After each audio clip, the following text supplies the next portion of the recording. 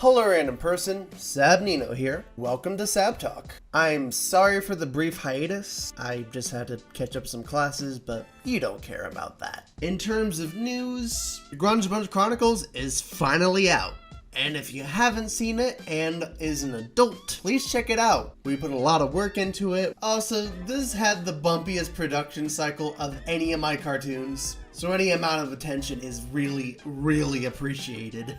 And due to the positive reception of the GrungeBunge Chronicles, we decided that our next project is going to be another episode. Well, I wouldn't say another episode, but the proper first episode. Because you know how some shows change after the pilot? That's what we're going to be doing for GrungeBunge. We are going to be changing a little bit of the format for the show.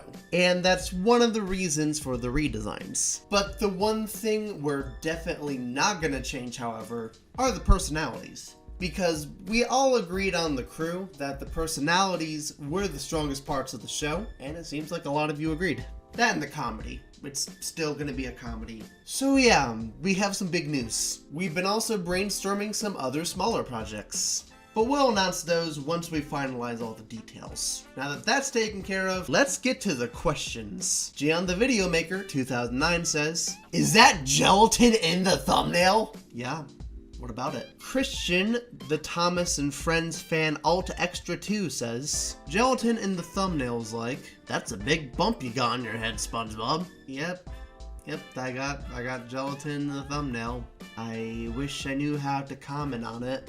Amaze Game says, "Hey Sab, how are you planning on spending your Valentine's Day?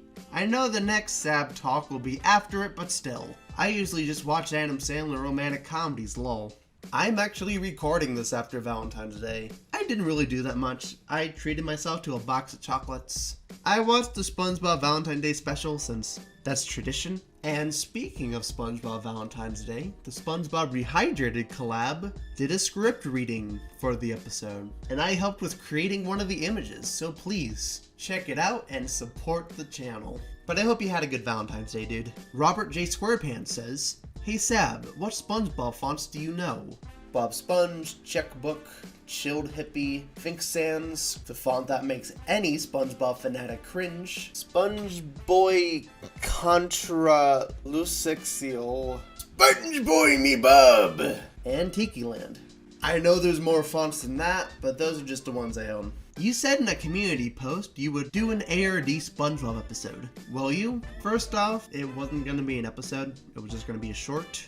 And two, I don't know honestly. We've written a lot and recorded quite a bit for it. I just need to find the motivation. But I'm not opposed to getting back to it, because it sounds like a good way to merge both of my fan bases, like what Sab Talk did. Cyan Bird the Loud House Fan 2020 says, "Will you do SpongeBob singing indoors, vocoded with teapot intro?" No thanks, I'm good. SPS10 Animation says, 1. What's your favorite theme song reanimated that you really worked hard on it? The one that took the longest to make was the original intro, so that's definitely the one I'm most proud of. But the second one I'm most proud of is the pilot reanimated, mainly due to the model stretching and trying to capture the magic of the original pilot opening, just with a new CG flair. 2. Which SpongeBob BFBB version do you think is better, original or rehydrated? I recorded this so many times, it is hard talking about the differences and similarities without going on a tangent. So long story short, there's some things that the original did better than Rehydrated, and there's some things that Rehydrated did better than the original. For the original, I like the character designs and animation a little more on that one. Though for Rehydrated, even though the original had better frame rate, Rehydrated varies. I played on PC, and it ran smoothly. I personally believe that has the better moveset, especially with Patrick and Sandy. It has better texturing, and it has more polished visuals. 3. What's your favorite non-SpongeBob animation that you really worked hard on? Anything original, pretty much. Honestly, I don't like picking favorites with my cartoons because they're kind of like my family. But in terms of the ones I've worked the hardest on, Another Random Day Episode 4, Nameless's Day Off, had the most time put into it. Well, the GrungeBunge Chronicles had the bumpiest production cycle. 4. What's your worst and best rank of SpongeBob theme songs reanimated that you did? I can't really do a full-on worst to best, But, however, for the best ones, I'd say the original and the pilot. So for the worst, I'd have to say the textless version of the Christmas version, because that was just something I slapped together in one night. Paperboy says, "Hey Sab, can you pass the butter?" Not until you finish your vegetables. SpongeBob Master says, "Do you have any Funko Pops?" Oh, I wish I did.